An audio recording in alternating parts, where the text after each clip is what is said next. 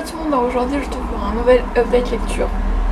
Oui encore, mais je pense que ça va après se calmer un petit peu, je vous promets il y en aura un petit peu moins. Aujourd'hui je vous retrouve pour vous parler de 2 livres qui ont été un vrai chamboulement et une BD qui était bien mais pas non plus voilà. Je me dis pire, j'ai commencé par la BD comme ça parce que à chaque fois j'ai l'impression de finir par le moins bien. Du coup j'ai lu une BD vu qu'en fait j'ai plein de BD moi vu qu'à un moment j'étais abonnée à la box Dupuis. Et en fait dans la box Dupuis on a 2 BD chaque tous les 2-3 mois. Maintenant je suis plus abonnée vu que je crois que je suis trop grande. Et du coup il y en a plein que j'ai déjà lu mais il y en a plein que je n'ai toujours pas lu. Et du coup j'essaie de me les mettre de côté histoire d'y penser pour les lire. Et du coup j'ai lu l'agent 212 tome 29. L'agent tout risque. Donc en fait c'est un gendarme, un policier.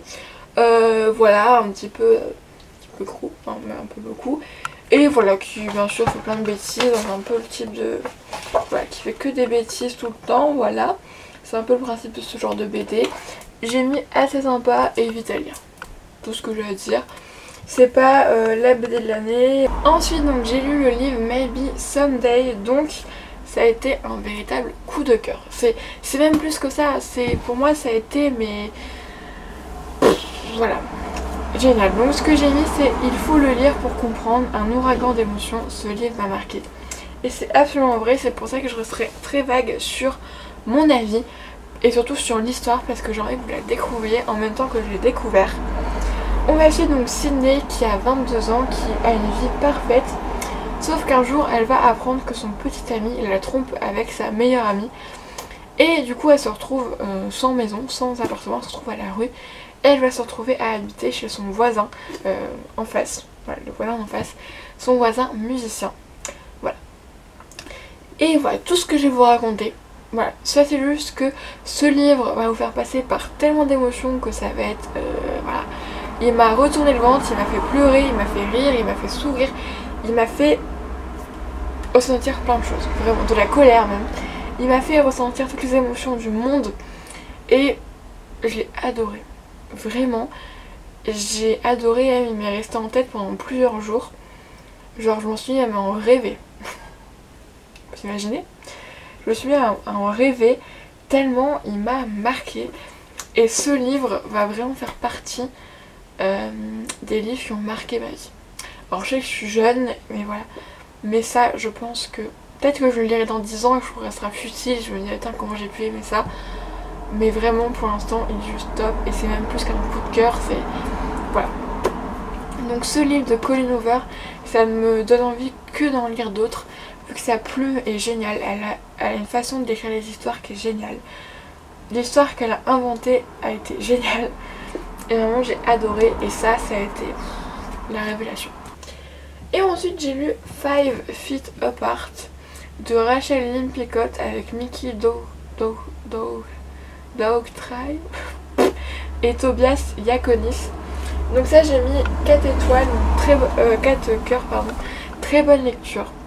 Alors ce livre a été fait en film, sauf que je sais que ce film n'est pas passé au cinéma, mais je sais qu'il est sur YouTube. Donc nous avons Stella et Will. Donc tous les deux sont atteints de la mucoviscidose. Voilà. Et en fait ils vont se rencontrer à l'hôpital. Sauf que, alors déjà bien entendu, les patients atteints de mucoviscidose ne savent pas se toucher ni trop tout ça. Ils doivent faire très attention parce que forcément leur système immunitaire est très faible, donc il faut qu'ils fassent attention à tout ça.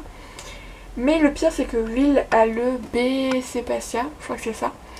Ce qui fait que lui ne peut pas recevoir de greffe de poumon, vu que la mucoviscidose est une maladie des poumons.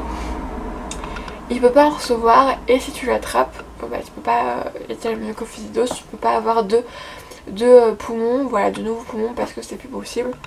Et sauf que cette maladie se transmet par la salive. Donc ce qui fait qu'une histoire d'amour c'est un peu compliqué. Voilà. Parce que tu ne peux pas te toucher, tu ne peux pas t'embrasser, tu ne peux rien faire. Donc voilà, concrètement c'est vraiment assez compliqué. Et du coup on va suivre ces 2 jeunes gens, voilà, dans leur vie à l'hôpital, leur histoire d'amour à distance, qui n'en reste pas moins très mignonne, voire encore plus. Et j'ai beaucoup aimé le dernier chapitre, voilà, le chapitre 2, voilà, Will et Stella, donc 8 mois plus tard. Génial. Vraiment génial, j'ai trouvé très émouvant et j'étais super contente pour eux. Donc voilà, c'est un livre que j'ai lu en une journée, voilà, parce que je ne pouvais plus m'arrêter, tellement j'avais envie de savoir la suite, envie de savoir qu'est-ce qui va se passer. Et voilà, vraiment un kiff. Et ce que j'ai mis sur ma petite fiche, c'est personnage tellement attachant, les larmes me sont venues plusieurs fois, une histoire d'amour sans contexte. Et ça j'ai adoré, vous savez que, enfin, ou peut-être pas, mais même dans la vraie vie, voilà, mais dans l'histoire d'amour, j'adore les histoires d'amour originales, quoi. Oui, où il y a un truc qui fait que ça peut pas être comme tout le monde et je trouve ça encore plus touchant. Du coup c'est tout pour cette update lecture. J'ai fini de vous parler de tout le livre que j'ai lu en vacances. Bah, c'est fini. Et du coup la prochaine fois que je vous retrouverai ce sera des livres que j'aurai lus en rentrant. Donc pour l'instant je suis pas entrée encore dans la lecture. J'ai du mal un peu à m'y remettre. Faut que je m'y remette. Mais voilà, ça devrait aller. Bref, du coup je vous fais un bisou et je vous dis à la prochaine fois. Des bisous.